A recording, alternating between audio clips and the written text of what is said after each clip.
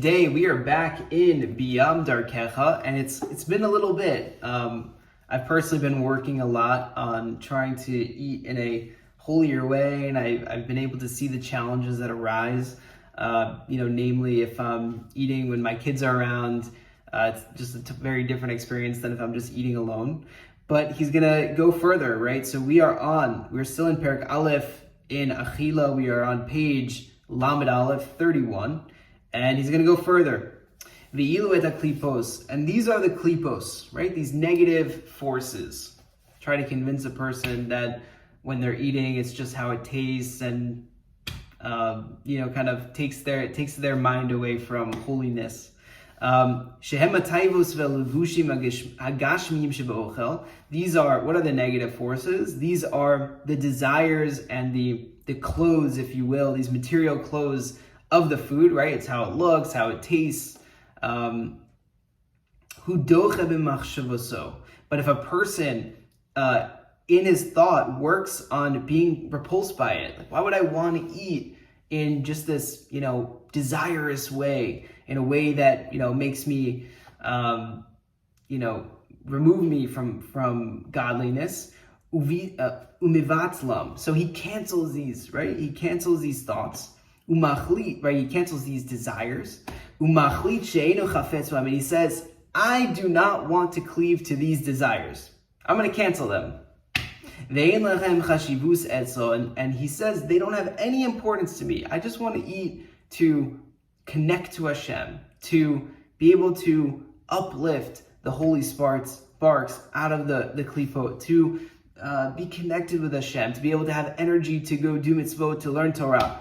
So this is what he decides in his head. And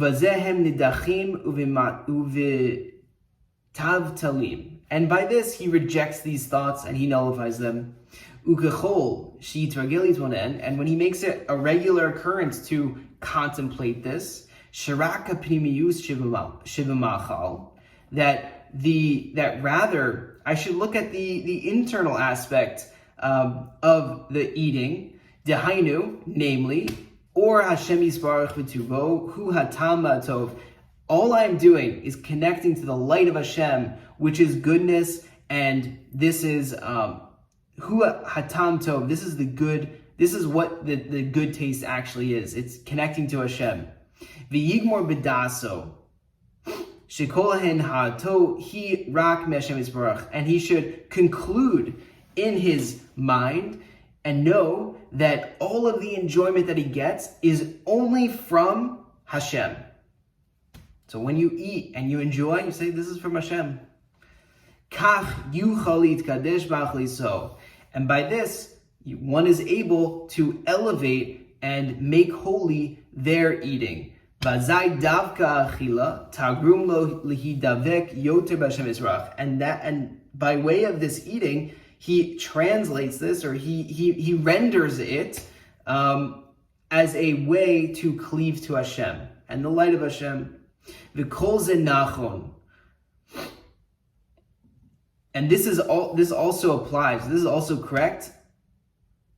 Lo rak be'ochel. Not only for when it comes to eating. Like, take this idea of trying to nullify all of the desires and make them holy. He's saying it doesn't only apply to eating. Elegam bekol minei hanhaos hamutarot. This applies to all permissible pleasures, right? I'm sure you can think of a few there. Sheish adam, that a person has. Ki ha'ikaron hu echad, because the principle is the same. Shekol hatov sheyesh hu rak Hashem Yisbarach, that all of the good is only from Hashem. V'kol ha'taivos v'hishtokos shel adam hem be'etzem teshoka elokos, that all of the passions, desires that a person has stem from a desire or like a yearning or a passion for godliness. I marked down to look at this note below. What does it say? Right, and he's just adding that even not just the eating itself, but prior to the eating, when you're desiring the food or you're hungry, you have that feeling of, I'm hungry now, I'm thirsty. You could say, it's my soul that wants to cleave to Hashem. My soul, I need a little Hashem. right? That's what he's saying. Zehi nikudas anyan. This is the point of the principle, and with this, he's going to finish off this chapter. Lasim et kol daito v'libo b'pnimius v'lo leches acharei ha'atifa. With all of your mind, and which will bring it into your heart, cleave and decide to attach to the inner aspect of the matter, which is I'm connecting to Hashem's light. If I'm hungry or thirsty, what my soul is saying is I need to connect to Hashem. And even when I'm eating, the enjoyment and the pleasure, it all stems from Hashem. The health all stems from Hashem. And don't go after the cover or like how it looks or how it tastes in a way that is separate from Hashem. And that is the ikar of the matter. We'll pause it there, and next time we will go further in Perek Bet.